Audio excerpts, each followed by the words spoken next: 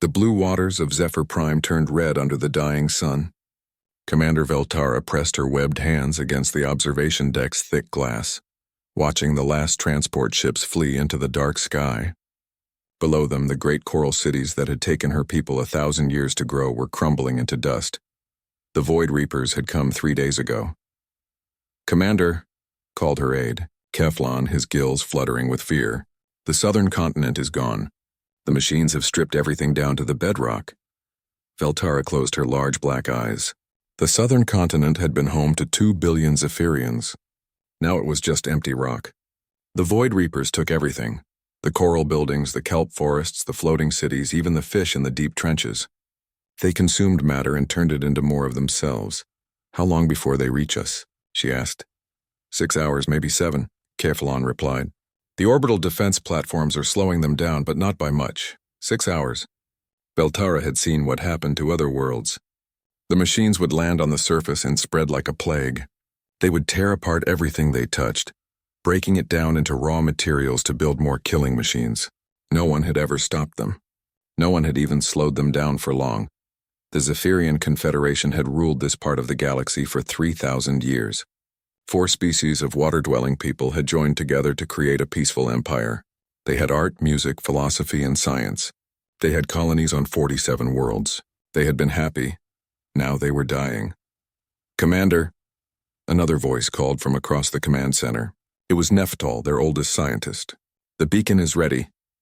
Veltara turned to look at the ancient device they had brought up from the deep storage vaults. It was a relic from the old days, found in a wrecked ship that had drifted into their space long ago.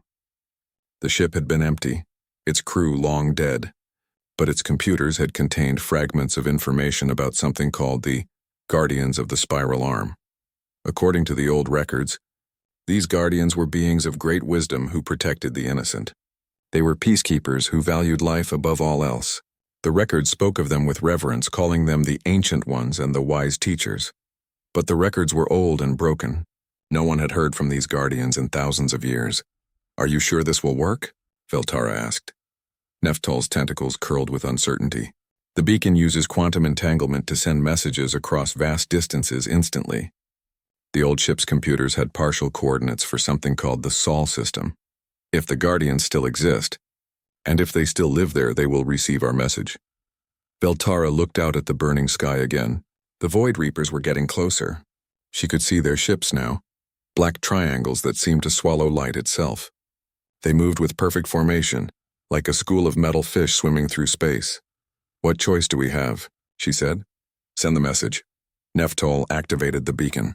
The device hummed with power, drawing energy from the station's fusion reactors. Ancient symbols appeared on its surface, glowing with soft blue light. "The translation matrix is having trouble," Neftol warned. "The old language files are corrupted.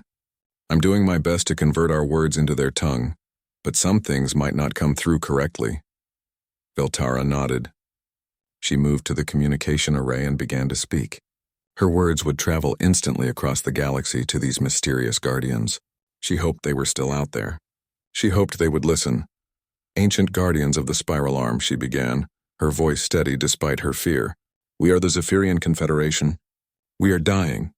The Void Reapers have come to our worlds. They consume everything, our cities, our people, our children. We have tried to fight them, but we are not warriors. We are builders and artists and teachers." She paused, watching as her words were converted into quantum signals and shot across space. "We know you value wisdom and peace above all things. We have read the old stories about your great compassion. Please, if you still exist, help us. Guide us. Show us how to save our people. We do not ask you to fight for us. We know that violence is not your way. But perhaps your wisdom can find a path we cannot see." The transmission continued for several minutes. Veltara told the Guardians about their worlds, their culture, their desperate situation. She told them about the refugee ships fleeing into deep space with nowhere to go. She told them about the children who would never see their home oceans again. When she finished, Neftol confirmed that the message had been sent. Now all they could do was wait and hope. "How long until we know if they received it?" Veltara asked. "If they respond immediately, about 30 minutes for the signal to travel back," Neftol said. "But Commander, these beings might not even exist anymore. The records are thousands of years old." Veltara understood. But hope was all they had left. The evacuation ships were already overloaded. There was no room for everyone. Millions would be left behind when the Void Reapers arrived. She looked at her crew, good people who had served the Confederation faithfully for decades. They were afraid, but they stayed at their posts. They would die here defending their world, buying time for the evacuation ships to escape. "Commander," Keflon called out suddenly. "Incoming transmission!" The quantum array is picking up a response signal. Veltara's hearts began to beat faster. The Guardians had answered. After all these years, they were still out there. "Put it through the translator," she ordered. The message appeared on their screens in glowing text. Veltara read it with growing excitement, then confusion, then alarm. Distress call received and understood. Military assistance en route. Human Defense Force responding. ETA 48 hours. All civilian vessels prepare for immediate evacuation to safe distance. "We are coming." Human Defense Force? Veltara had never heard that term before. And military assistance? That didn't sound like the peaceful guardians from the old stories. "Nephtal," she said slowly. "Double-check the translation." The old scientist worked frantically at his console. After several minutes, he looked up with confusion in his large eyes. "Commander, the translation is correct. But there's something strange. The signal is coming from a system called Sol that matches our records. But the beings who responded, they're not calling themselves guardians. They're calling themselves humans. And they're talking about military forces and weapons." Veltara felt a chill run through her. "Could there have been a mistake in our transmission?" "It's possible," Nephtal admitted. "The old beacon's translation matrix was damaged. Instead of reaching the peaceful guardians we expected, we might have contacted someone else entirely." Before Veltara could respond, another message appeared on their screens. "Be advised. Human fleet consists of 12 Dreadnought-class vessels and supporting elements. Total complement, 200,000 military personnel. We are equipped for extended combat operations. Maintain safe distance from hostile forces until our arrival. Humanity has received your call for help. We are coming to end this." Veltara stared at the words in growing horror. Dreadnoughts, combat operations, 200,000 military personnel. These were not the wise, peaceful guardians from the ancient stories. These were warriors. They had accidentally called for help from a species that fought wars with massive fleets of warships. "What have we done?" she whispered. Outside the observation deck, the Void Reapers continued their approach. In 48 hours, they would meet something they had never encountered before. Not another peaceful civilization to be harvested, but beings who had built their entire society around the art of war. The Zephyrians had asked for wisdom. Instead, they were about to witness what happened when an unstoppable force met an immovable object. Admiral Sarah Chen stood in the center of the Pentagon's war room, watching as holographic displays showed the locations of every human military asset in known space. The message from the aliens had arrived 6 hours ago, and now the most powerful military leaders on Earth were deciding how to respond. "Let me make sure I understand this correctly," said President Harrison, his weathered face grim in the blue light of the displays. "An alien species we've never met before has asked us for help against something called Void Reapers that apparently consume entire worlds." "That's correct, Mr. President," Admiral Chen replied. "Our xenolinguistics teams have been working around the clock to decode their transmission. The picture they paint is disturbing." She touched a control, and the holographic display changed to show translated text from the alien message. Images accompanied the words. Planets stripped bare, cities turned to dust, billions of people vanishing without a trace. "These Void Reapers aren't just an army," Chen continued. "They're a force of nature. According to the aliens, they've consumed dozens of civilizations. They break down everything they touch into raw materials and use it to build more of themselves. They don't negotiate, they don't take prisoners, and they don't stop." General Rodriguez, head of the Space Marines, leaned forward in his chair.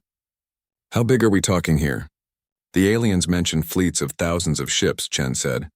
"Each ship capable of sterilizing a planet's surface in hours.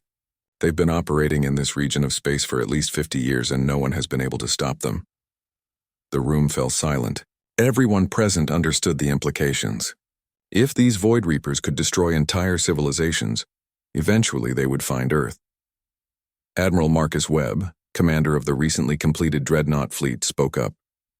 This isn't just a rescue mission. This is a preemptive strike. We either stop these things out there, or we'll be fighting them in our own solar system. President Harrison nodded slowly. What do we know about the aliens who called for help? They call themselves the Zephyrian Confederation, Chen said.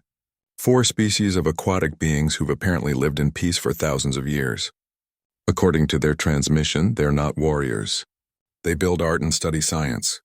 They've never fought a war like this before. And they think we're some kind of ancient peacekeepers, added Dr. Williams, the head of the xenolinguistics team. Their message refers to us as guardians and mentions our supposed wisdom and compassion. I think there was a translation error on their end. They were trying to reach someone else entirely. Webb snorted. Well, they're about to learn what humans are really like. The president stood and walked to the main display, studying the star charts that showed the location of the alien confederation. It was over 400 light-years away, at the very edge of human exploration range. Admiral Webb, he said finally, what would you need to mount an effective response? Webb was ready for the question. He had been planning this operation since the alien message arrived. The first expeditionary fleet, he said, 12 Titan-class Dreadnoughts, 48 heavy cruisers, 96 destroyers, and 200 frigates. Total crew complement of 200,000 personnel. It's the largest fleet humanity has ever assembled. Can we get them there in time? Harrison asked. Our latest hyperspace drives can make the journey in 48 hours, Webb replied. But Mr. President, once we commit to this, there's no going back. The alien confederation is 400 light-years from Earth. If we lose the fleet out there, we won't be able to defend our own system. Chen stepped forward. Sir, we've run the tactical simulations. If these Void Reapers are as dangerous as the aliens claim, they represent an existential threat to all organic life in the galaxy. We can't let them continue to spread unchecked. The president looked around the room at his advisors. These were the people who had guided humanity through its expansion into space, who had overseen the construction of the most powerful military force in human history. The aliens asked for wisdom, he said quietly. They wanted guidance from peaceful guardians. Instead, they're going to get the full might of the human defense force. He turned to Webb. Admiral, you have authorization for Operation Distant Thunder. Take your fleet and show these Void Reapers why humanity builds Dreadnoughts. Webb saluted sharply. Yes, sir. We'll launch within 12 hours. As the meeting broke up, Chen remained behind with the president. They stood together, looking at the star charts that showed the vast distances between Earth and the alien confederation. Sarah, Harrison said, what do you think we'll find out there? I think we're about to make first contact with an alien species, Chen replied.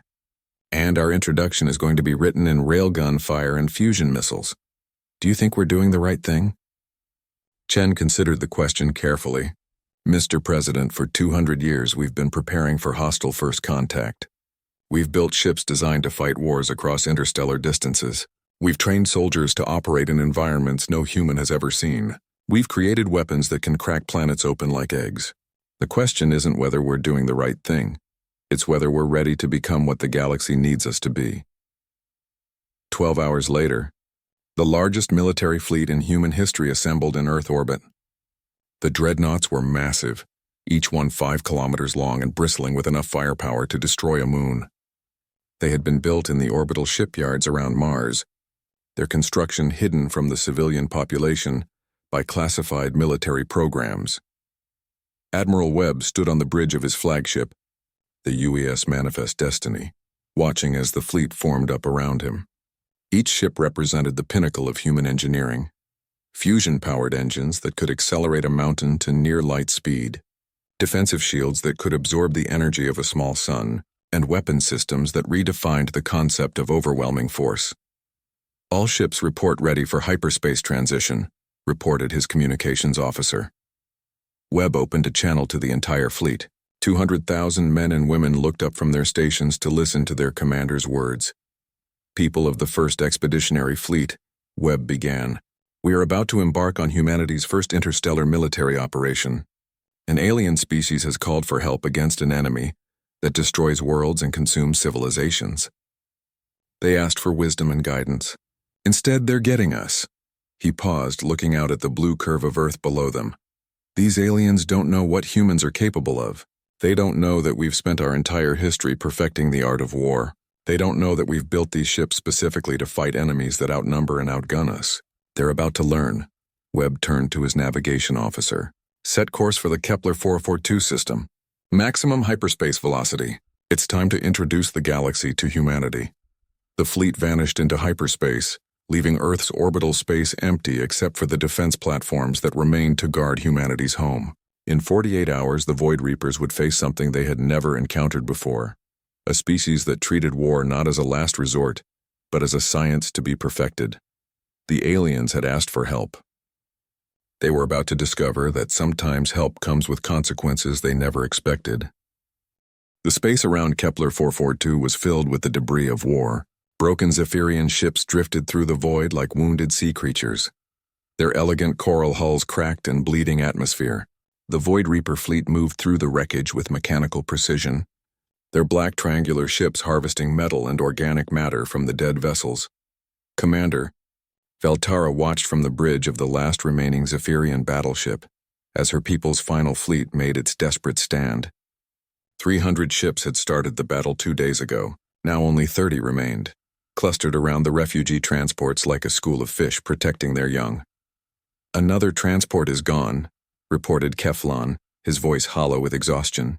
The Coral Gardens and all 50,000 souls aboard her. Veltara closed her eyes. The Coral Gardens had been a living ship, grown from bioengineered coral over decades. It had been beautiful, with flowing curves and chambers that glowed with bioluminescent light. Now it was raw material being processed by the Void Reapers' harvesting machines. How many refugee ships do we have left? She asked. 18, Keflon replied. Maybe 3 million people total. The rest, he didn't need to finish. The rest were dead or worse, captured by the Void Reapers and processed into components for new machines. It was a fate that had befallen billions across dozens of worlds. Commander, called Neftol from his science station, I'm detecting massive hyperspace distortions at the edge of the system. Something big is coming out of jump space. Veltara's hearts began to race. The Guardians? Unknown. The energy signatures are unlike anything in our databases. Wait, multiple contacts. Dozens of them. No, hundreds. The tactical display lit up with new contacts as ships began dropping out of hyperspace at the system's edge. But these weren't the elegant, organic vessels that Veltara had expected from the peaceful Guardians. These were geometric nightmares of metal and ceramic armor, bristling with weapon systems and radiating power signatures that made her instruments scream warnings. By the depths, whispered Keflon. What are those things? The largest ships were massive beyond comprehension, 5 kilometers long and 2 kilometers wide, their hulls studded with turrets and launch bays. Smaller vessels swarmed around them like remora fish around great sharks. The entire formation moved with military precision, each ship maintaining perfect spacing as they advanced into the system. Incoming transmission, Neftol announced. Audio and visual. The main screen flickered to life, showing the bridge of one of the massive ships. The being that appeared on screen was clearly the leader. Bipedal, mammalian, with forward-facing eyes that spoke of a predator species. He wore what was obviously a military uniform, and his face carried the scars of someone who had seen many battles. This is Admiral Marcus Webb of the Human Defense Force, the being said, his voice cutting through static with military authority. We received your distress call. Identify yourself and report the tactical situation. Veltara stared at the screen in shock. This creature looked nothing like the wise ethereal guardians from the ancient stories. This was clearly a warrior, and his ship was obviously designed for war. I am Commander Veltara of the Zephyrian Confederation, she managed to say. Admiral, we called for guidance from the ancient guardians. Are you? Ma'am, I don't know anything about ancient guardians, Webb interrupted. What I know is that you sent a distress call reporting hostile forces destroying your worlds. We're here to provide military assistance. Now I need you to move your civilian vessels to a safe distance. We're about to engage the enemy. Military assistance?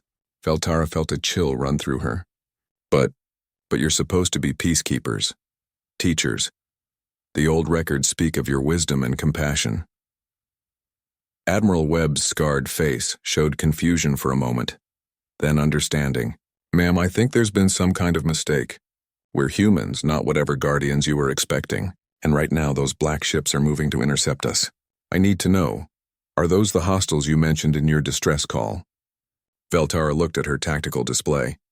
The Void Reaper fleet was indeed turning toward the human ships, abandoning their harvesting operation to face this new threat. Thousands of black triangles began forming attack formations. Yes, she said quietly, those are the Void Reapers. They've destroyed 47 of our worlds. They consume everything they touch. Admiral, you don't understand what you're facing. They can't be reasoned with and they can't be stopped. They've never been defeated. Webb's expression hardened. Ma'am, with all due respect, they've never fought humans before. All civilian vessels move to minimum safe distance. We're going to demonstrate why we call these ships Dreadnoughts. The human fleet spread out into battle formation with terrifying efficiency. The massive Dreadnoughts took the center, their weapon systems charging with energies that made space itself distort. Smaller ships moved to flanking positions, their sleek hulls clearly designed for speed and maneuverability. Veltara had seen many space battles in her career, but nothing had prepared her for what she was witnessing. The human ships moved like a single organism, each vessel perfectly coordinated with the others. Their formation was mathematical in its precision, creating overlapping fields of fire and mutual support. How many ships do they have? Keflon asked in amazement. The computer counts over 400, Neftal replied. And, Commander? The power readings from those dreadnoughts are off the scale. Each one of those ships is generating more energy than our entire remaining fleet combined. On the main screen, Admiral Webb was issuing orders to his fleet.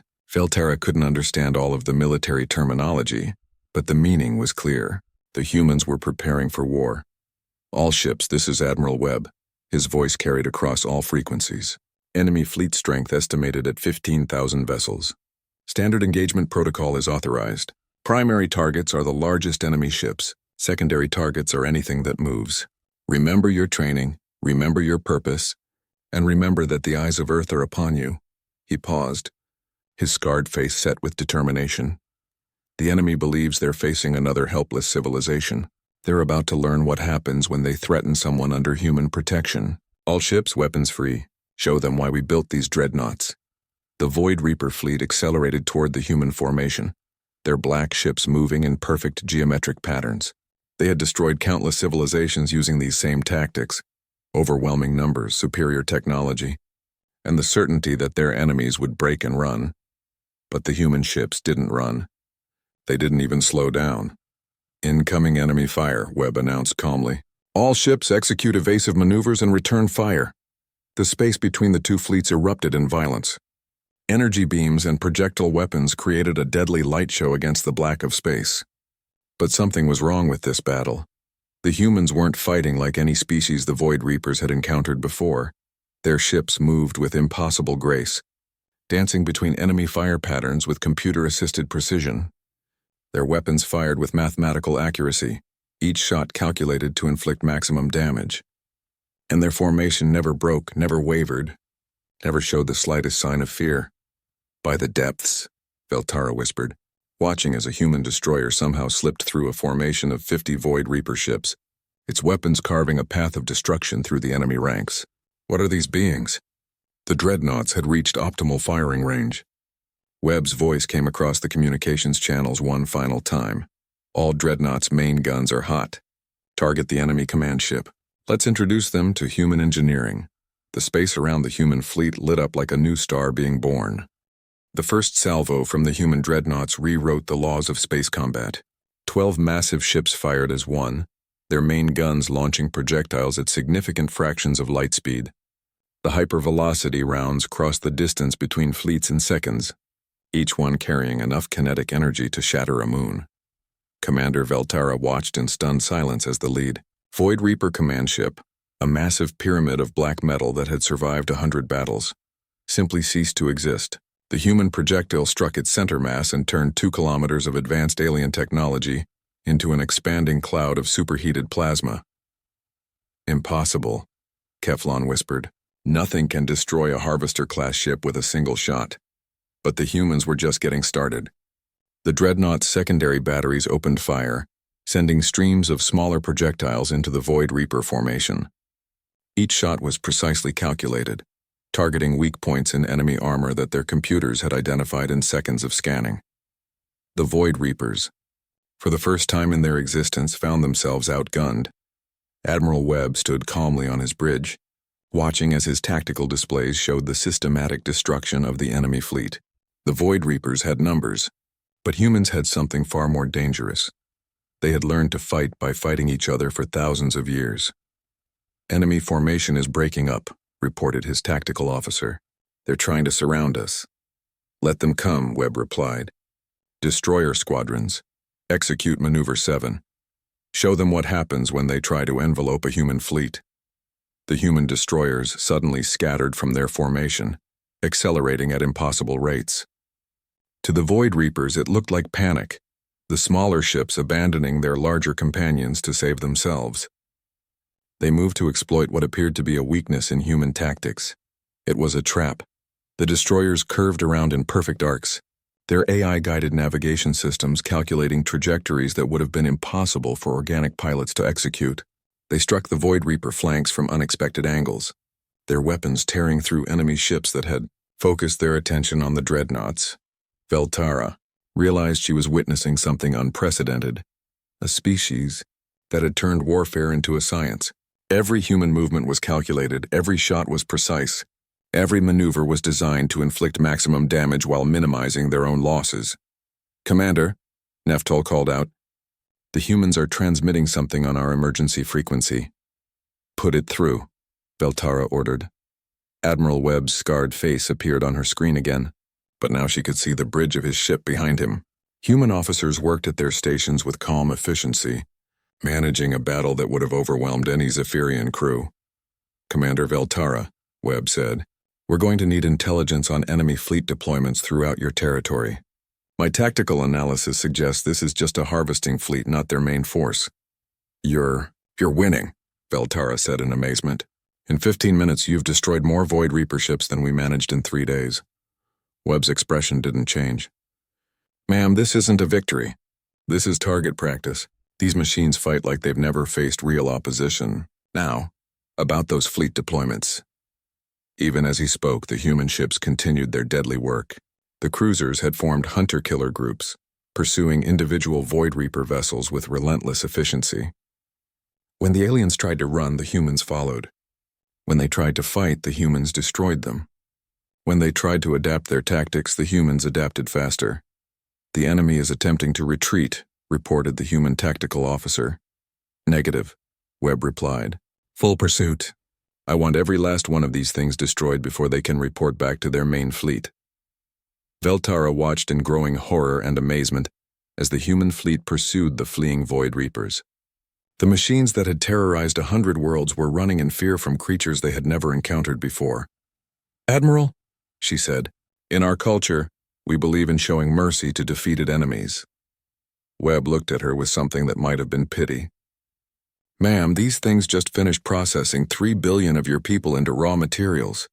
They don't understand mercy. They only understand force, and we're going to teach them that there are consequences for threatening peaceful species."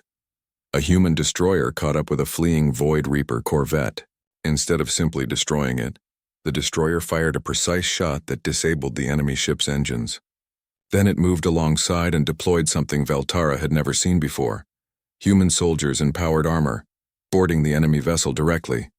"What are they doing?" she asked. "Intelligence gathering," Webb replied.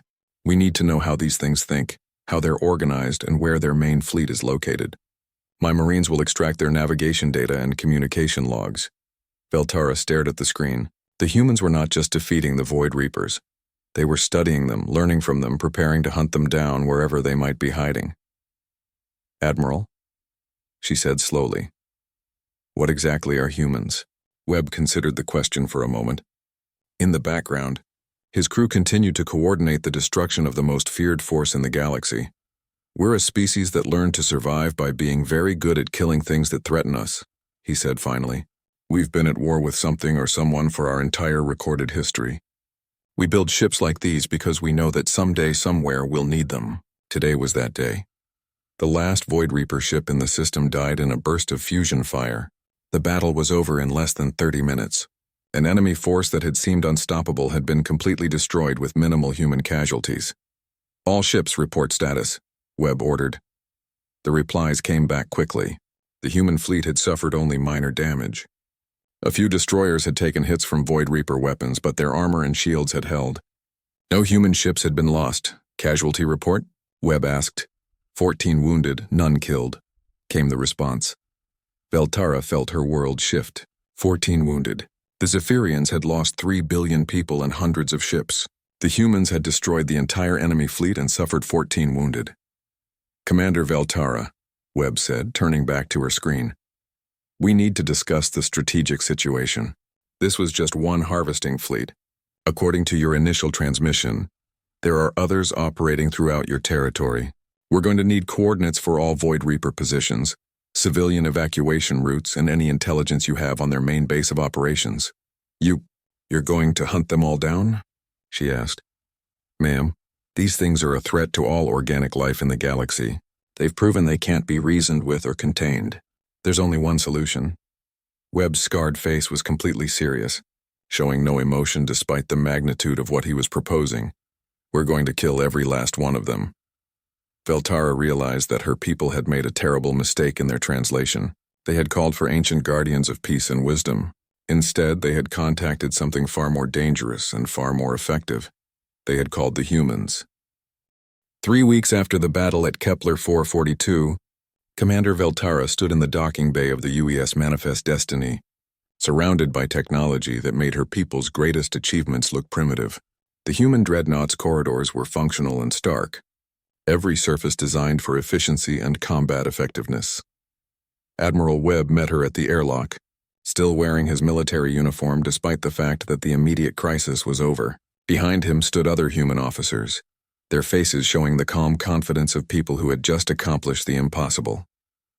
Commander, Webb said, offering a gesture that she had learned was a human greeting. Welcome aboard. I trust your injuries are healing well. Veltara touched the bandage on her arm where shrapnel had wounded her during the Void Reaper attack. Yes, Admiral. Your medical team was very thorough. I've never seen such advanced healing technology. Military medicine, Webb replied. We've had a lot of practice at keeping people alive in hostile environments. They walked through the ship's corridors toward the briefing room. Veltara tried not to stare at the human crew members they passed. Each one moved with purpose and efficiency, their eyes alert and focused. These were clearly professional soldiers trained from birth for war. Admiral, she said carefully, I need to ask you something that has been troubling me. When we sent our distress call, we were trying to reach beings we called the Guardians of the Spiral Arm, ancient peacekeepers who valued wisdom above all else. But you're something else entirely. Webb nodded. The translation error worked both ways, Commander. Your message came through talking about ancient guardians and wise teachers. We assumed you were using metaphorical language. It wasn't until after the battle that our linguists figured out what actually happened. They entered the briefing room, where holographic displays showed star charts covering hundreds of light years. Red markers indicated former Void Reaper positions. All of them were now marked as neutralized. You weren't trying to contact us at all, Webb continued. You were trying to reach some other species probably long extinct. Instead, your message found its way to Earth. You asked for wisdom and guidance. What you got was the most advanced military force in human history. Veltara studied the star charts in amazement. All of them? Every Void Reaper fleet? Everyone we could find, Webb confirmed. 12 separate task forces operating simultaneously across your entire territory. We've been hunting them for 3 weeks, following their communication networks back to their source. Admiral Chen entered the briefing room, carrying a datapad with the final casualty reports. Veltara had met her briefly, another human military leader, equally professional and equally dangerous. The last nest was destroyed 6 hours ago, Chen reported. Deep space station hidden in the Veil Nebula. Looked like their main construction facility. We found partially completed ships and manufacturing equipment capable of processing entire planets. Casualties? Webb asked. Minimal. The Second Fleet lost 1 destroyer to their defensive systems, but the crew was evacuated. Total human losses for the entire campaign. 43 killed, 112 wounded. Veltara felt her legs go weak. The Void Reapers had been completely destroyed. An enemy that had consumed dozens of civilizations had been eliminated in 3 weeks by a species that suffered fewer casualties than a single Zephyrian transport crash. How? She asked quietly. How is this possible? Webb gestured to the star charts. Commander, humans have been fighting wars for 5,000 years. We've perfected every aspect of combat. Strategy, tactics, logistics, technology. We've fought wars on land, at sea, in the air, and in space. We've fought with swords and spears, with guns and bombs, with missiles and lasers. War is what we do. But your people, Veltara protested. Surely not all of them are soldiers. Chen smiled for the first time since Veltara had met her. No, Commander. Most humans are farmers, teachers, artists, scientists, and engineers. But when someone threatens innocent people, we all become soldiers. It's just how we're built. Webb activated another display showing ship construction facilities around Earth and Mars. These dreadnoughts weren't built for exploration or trade. They were built because we knew that someday we'd encounter something like the Void Reapers, something that couldn't be reasoned with or negotiated with, something that could only be stopped by superior firepower. Veltara looked at the images of massive shipyards, orbital foundries, and weapons testing facilities. You built all of this before you even knew the Void Reapers existed? We built it because we knew something like them had to exist, Webb replied. The universe is a dangerous place, Commander. There are always predators looking for prey. We decided long ago that humanity would never be anyone's prey. Chen brought up another display, showing human fleets already moving to secure the former Void Reaper territory. We're establishing patrol routes throughout your space. Any similar threats will be detected and eliminated before they can gain a foothold. You're going to protect us? Veltara asked in amazement. We're going to protect everyone, Webb said simply. The Terran protection protocols are being established as we speak. Any peaceful species can request human military assistance if they're threatened by hostile forces. Veltara understood the magnitude of what she was hearing. Humanity was offering to become the galaxy's guardians, not through wisdom and diplomacy, but through overwhelming military superiority. But why? She asked. What do you gain from this? Webb was quiet for a moment, looking at the star charts that showed dozens of worlds now safe from the Void Reaper threat. Commander, in our history, we've learned that evil triumphs when good people do nothing. We have the power to stop threats like the Void Reapers. That means we have the responsibility to do so. Admiral Chen nodded agreement. Besides, it's easier to fight threats like this far from Earth than to wait for them to come to us. A communication alert sounded, and Webb activated the display. It showed a transmission from another part of the galaxy, another alien species requesting help against something called the Iron Swarm. Looks like we have another customer, Chen observed. Webb turned to Veltara. Commander, we're going to be operating in this region for the foreseeable future. Would the Zephyrian Confederation be interested in serving as our local intelligence network? We can provide protection, but we'll need information about threats before they become crises.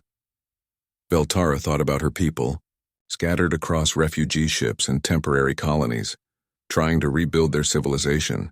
The humans were offering them something incredible, safety in a dangerous galaxy. Admiral, she said slowly, when we sent that distress call, we thought we were asking for wisdom from ancient guardians of peace. Webb nodded. And instead you got us. I'm sorry if we're not what you expected. Veltara looked around the briefing room, at the star charts showing eliminated threats and protected worlds, at the human officers who had just saved her entire species from extinction. No, Admiral, she said finally. You're not what we expected. You're what we needed. She paused, thinking about the irony of their situation. We called for guardians, and guardians came, just not the kind we imagined. You don't protect through wisdom and diplomacy. You protect through superior firepower and the willingness to use it against those who threaten the innocent. Webb smiled for the first time since she had met him. Commander, I think this is going to be the beginning of a very interesting partnership. Outside the Dreadnoughts' viewports, human ships patrolled the space where the Void Reaper fleet had once operated. The galaxy was a safer place than it had been a month ago, protected by beings who understood that sometimes peace could only be preserved through strength. The Zephyrians had asked for help, and the Dreadnoughts had come. They would never be defenseless again,